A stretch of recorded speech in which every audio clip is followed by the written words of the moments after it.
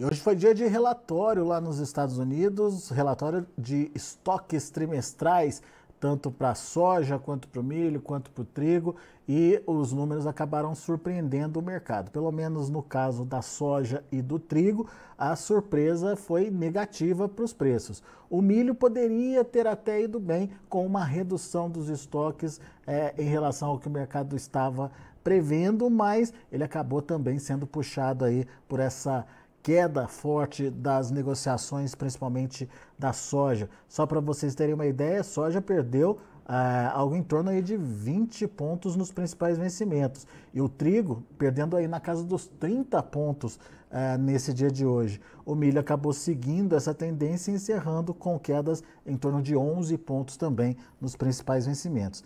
Enfim, vamos entender como foram os números desse relatório e por que isso acabou tirando esse fôlego que o mercado vinha apresentando nos últimos dias e obviamente que a gente quer saber para onde que esse mercado vai agora. Quem nos ajuda a entender um pouquinho mais do viés do mercado a partir de agora, principalmente para a soja, é Luiz Fernando Gutierrez, lá da Safras e Mercado. Está aqui com a gente no vídeo já. Seja bem-vindo, viu, Luiz? Obrigado por estar aqui com a gente. Relatório que não estava na conta aí do mercado, Luiz. Boa tarde, Alex. Boa tarde a todos. Obrigado pelo convite mais uma vez. Pois é, Alex, na verdade é um número que catalisa digamos, um movimento ou uma tendência que já vinha no mercado, uma tendência negativa, né? Não é de hoje que a gente vem falando aqui, né, que o mercado ele é frágil, como tu colocou, né? Tem uma fragilidade importante porque a gente tem uma safra americana que está entrando, isso pesa no mercado. Os problemas norte-americanos eles já estão precificados, né? Por mais que o USDA possa trazer agora em outubro um novo corte de produtividade, dificilmente esse corte vai ser relevante a ponto de o mercado ganhar força, né? A safra americana, de uma forma geral, já está precificada. A gente tem o mercado olhando para um clima na América do Sul, né? A grande atenção do mercado agora está migrando, né? Ou as atenções estão migrando para o clima na América do Sul, com uma tendência de safras grandes no Brasil e na Argentina, né? Principalmente a provável recuperação da Argentina, esse que é um ponto, né, chave para essa próxima temporada, ou para 2024, para o mercado, porque, né, a Argentina sozinha, né, deve colocar 25 milhões a mais de toneladas no mercado. Então, aquilo que a gente vem falando, né, somando safras aí de Brasil, Argentina e Estados Unidos, mesmo com problemas nos Estados Unidos, a gente deve ter mais soja disponível em 2024. Então, isso é um grande vetor negativo, né? Um grande fator que pressiona, né? E, além disso, a gente teve hoje esse relatório aí que também não ajudou, né? Só colocou mais uma pimenta aí, nesse caso, nesse movimento negativo, nessa tendência negativa, porque trouxe um estoque, pouca coisa acima, mas é um estoque acima do que o mercado estava trabalhando, né? Então, por mais que o USA tenha até trazido um ajuste negativo na safra 22, né, ele costuma às vezes, mas às vezes ele mexe na safra anterior, nesse relatório, faz alguns ajustes finos. Ele cortou um pouquinho a produção americana de 22, mas aumentou o estoque de passagem, né? Então ele certamente vai mexer aí no próximo relatório, vai colocar esse estoque que ele trouxe hoje, fazendo ajustes, talvez alguns cortes em exportação ou esmagamento, né? Então a gente então assim, a gente já tem vários fatores negativos e praticamente nenhum fator positivo nesse momento para Chicago. Então Chicago tem uma tendência negativa, sim, né? Continua com essa tendência negativa. A gente não vê nenhum fator no curto prazo que possa mudar essa tendência, né? Infelizmente para o produtor nesse caso. O mercado nas primeiras posição spot aí, em janeiro perdeu os $13. A posição março e maio deve testar os $13 em breve. E a gente continua entendendo que o mercado deve continuar apontando para baixo. Claro, a gente tem que lembrar que a gente está entrando no mercado climático sul-americano e tal. Então a gente pode ter alguma volatilidade, que é normal daqui para frente. Mas como o início da safra brasileira aqui está sendo positivo, com o plantio evoluindo bem, o mercado também especula com essa possibilidade de safra grande aqui na América do Sul. Só para as pessoas poderem entender os números, em 1º de setembro existia um estoque nos Estados Unidos de 7,3 milhões de toneladas contra uma expectativa do mercado de 6,6 milhões de toneladas. São praticamente aí 600 mil toneladas, 700 mil toneladas a menos aí, ou a mais, né, do que o mercado esperava, apesar de ser um número menor do que o estoque em 1º de setembro de 22, que era de 7,5, 7 milhões e meio de toneladas. Mas ainda assim é um número que acabou surpreendendo o mercado, e esse número coloca em xeque, de alguma forma, a demanda americana, Luiz? Eu acredito que não, Alex, né? Na verdade, se a gente for ver, 600, 700 mil toneladas não é uma grande mudança, né? Em termos fundamentais, né? Mas, claro, para um estoque que já é apertado, obviamente que traz uma mudança importante, né? Mas em termos de fechamento de quadro de oferta e demanda, não é uma super mudança a ponto de colocar dúvidas com relação à demanda pela soja americana. Claro que a gente já prevê, né, uma queda de exportação em 2024, na temporada 23-24, que para eles é de setembro a agosto, pela recuperação da produção na Argentina e pela tendência de produção grande no Brasil. Então, os Estados Unidos devem perder mais uma parcela para esses dois países, né, por essa maior produção daqui, maior oferta daqui e boa competitividade da soja da América do Sul. Mas isso já está na conta de alguma forma. Então, assim, eu acho que não coloca dúvidas, porque isso ele está olhando para trás, né? Ele está olhando para 1º de setembro e só fazendo aquele ajuste final ali de temporada. Então, é uma coisa que já passou. O grande ponto é que esses 600, 700 mil toneladas aí que tu comentou que veio acima, colocam 600, 700 mil toneladas a mais para começar a temporada 23-24. Então, aquele estoque americano que o USA está trabalhando agora, ele já vai ter que trazer um estoque maior, né, no cálculo, né, no próximo relatório. Claro que daí ele vai descontar algum corte que ele tiver. Mas tu entende que isso, se a gente olhar para o relatório de setembro, a gente tem que botar 600, 700 mil toneladas a mais na conta de 23, 24.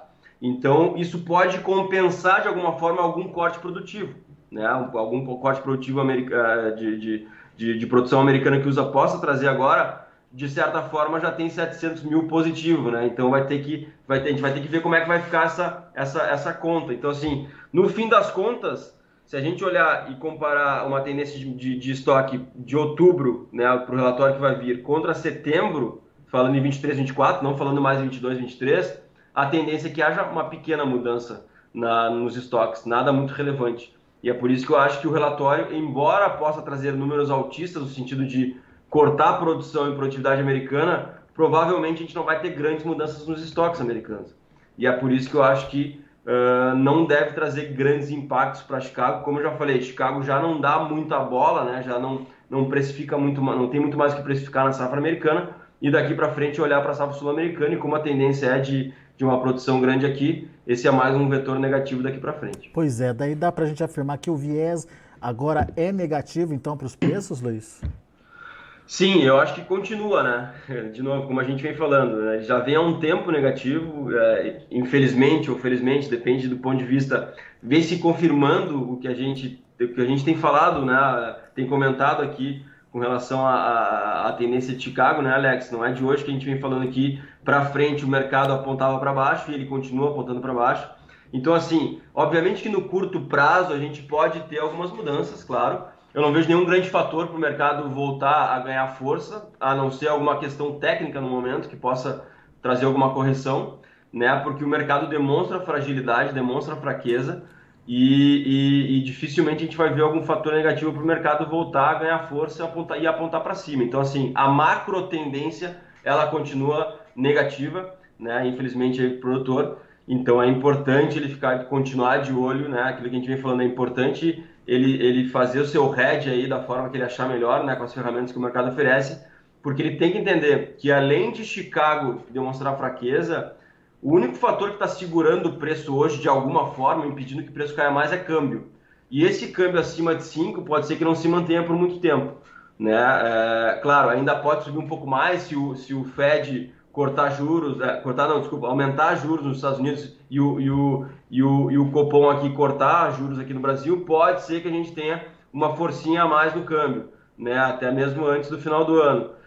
Mas é apostar nisso, né? Porque na verdade o câmbio só está ajudando a segurar, ele não vai fazer as cotações internas apontarem para cima, né? Então é isso que o produtor tem que entender que o mercado está mostrando para ele que não está muito do lado dele, né? E os prêmios de safra nova, já aproveitando para falar, que nesse momento estão 120 pontos negativos, a gente tem que lembrar que podem ficar mais negativos, principalmente com a aproximação da entrada da safra, né, início de 2024, porque a gente deve ter mais produção no Brasil, deve ter mais produção na Argentina, e aumento de oferta pressiona prêmio na entrada da safra. Então, os prêmios de menos 100, menos 120 hoje, que parecem ruins, eles talvez não sejam tão ruins, porque a gente lembra que em 2023 a gente teve prêmio aí durante a colheita de menos 200, menos 230 pontos.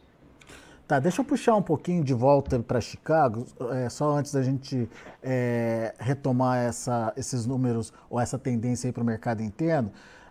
Para onde você acha que o mercado pode ir agora, Luiz? Qual o intervalo de preço que você trabalha aí, que vocês aí na safra trabalham aí para a soja? Eu acho que para a próxima semana, Alex, a gente tem que falar de curtíssimo prazo, tá? Porque tem um relatório no meio do caminho que isso pode mudar um pouquinho, né? Pode mudar alguma coisa, né? Mas eu não acho que não de forma relevante. Mas no curtíssimo prazo aí, eu acho que a posição spot, que é a posição novembro, pode testar os 12,50 por bushel, tá? E as posições março e maio, já falando de safra nova, né? Não falando de janeiro, mas março e maio, podem testar os $13 por bushel.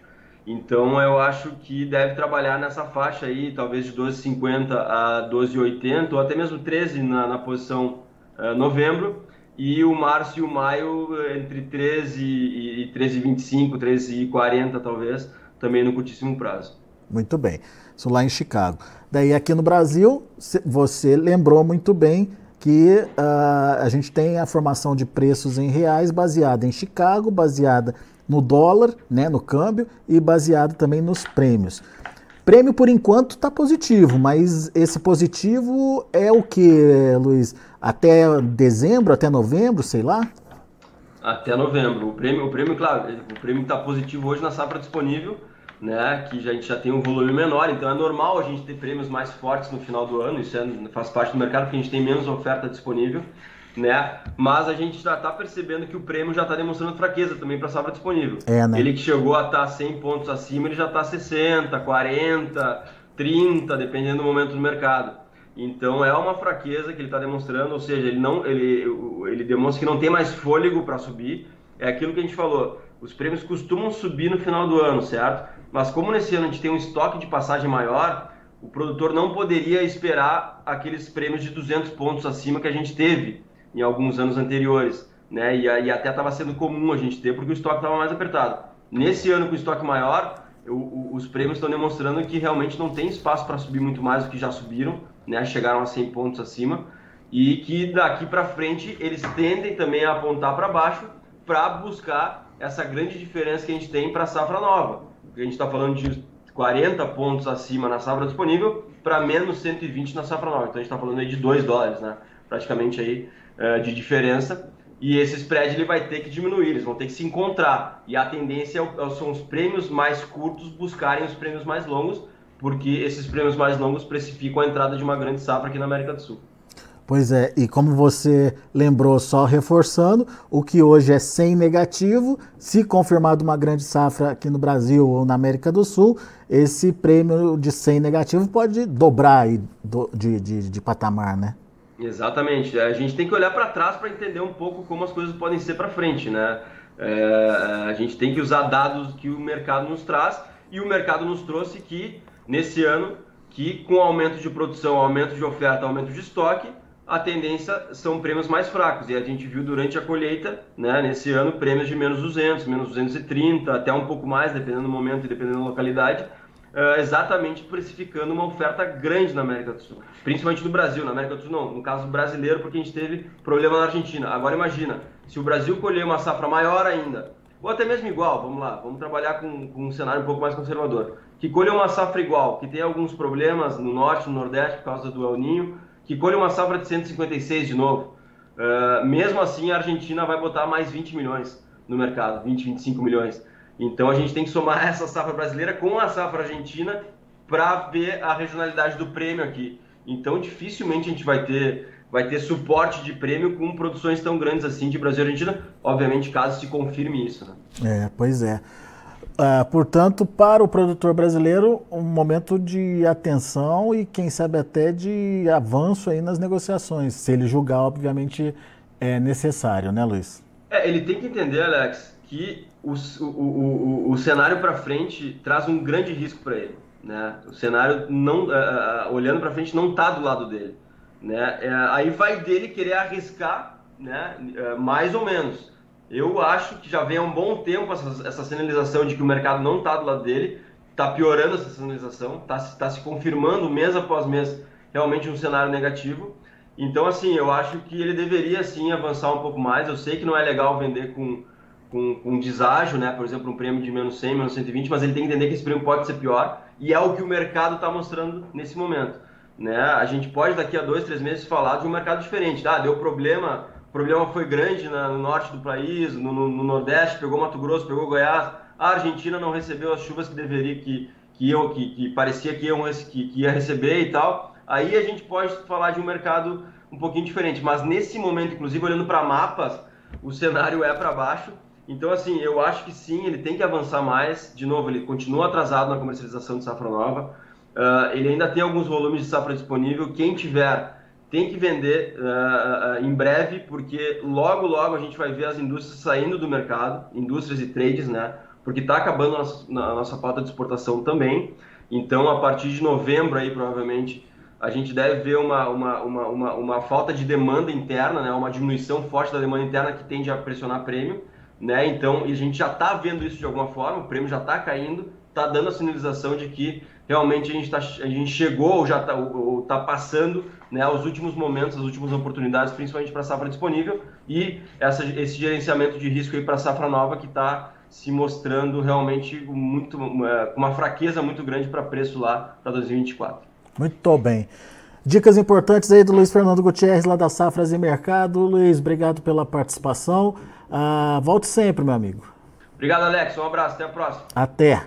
Tá aí Luiz Fernando Gutierrez, Safras e Mercado, aqui com a gente, trazendo as informações. Luiz Fernando não está muito otimista com esse mercado, não. Ele acredita que tem um viés negativo aí para acontecer, reforçado principalmente por esse número aí que veio do estoque trimestral. Não é nada significativo, não é nada que mude patamar de oferta no mundo, não, mas enfim, é uma sinalização de que o mercado que já era frágil pode perder mais força aí daqui para frente. Chicago caindo, temos também a condição aí de ver os preços aqui no Brasil recuando, já que prêmios também por aqui já não são mais os mesmos. A gente já viu prêmios positivos de mais de 100 pontos e agora a gente está falando de prêmios positivos de 60, 40 pontos para a soja que está disponível nesse momento. E já para a safra nova, os prêmios negativos em torno aí de 100 pontos nos vencimentos março e maio principalmente. Ou seja, temos aí uma condição de depreciação da soja brasileira também, dependendo aí basicamente do câmbio, né? Desculpem. No caso do câmbio, a gente viu uma recuperação nos últimos dias, câmbio oscilando para cima dos R$5. No entanto, não tem segurança de que esse patamar vai ser mantido. Ou seja, é um momento de incerteza, é um momento de fazer as contas e se você tiver uma margem ainda positiva para a sua soja, vai participando. Vamos aos preços, vamos ver como estão encerrando as negociações lá na Bolsa de Chicago, mostrando para você um pouquinho aí da soja. Para novembro, $12,75 por bushel, uma queda de 25,5 pontos. Para janeiro, $12,94, queda de 24 pontos mais 75.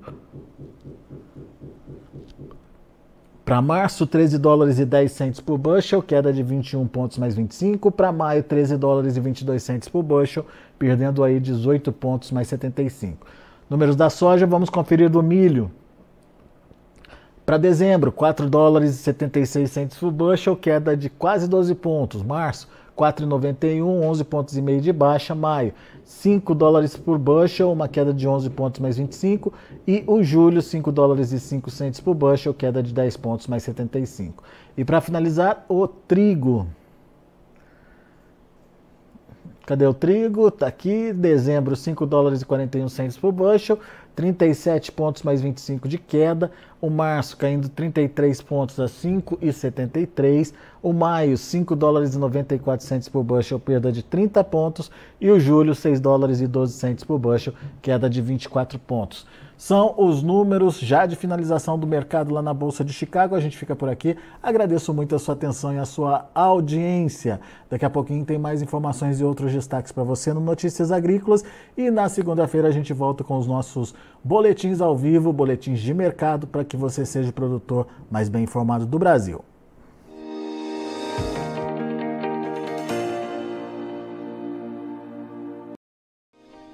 Se inscreva em nossas mídias sociais. No Facebook, Notícias Agrícolas. No Instagram, @Notícias Agrícolas. E em nosso Twitter, @Norteagri. E para não perder nenhum vídeo, não se esqueça de nos acompanhar no YouTube e na Twitch, Notícias Agrícolas Oficial.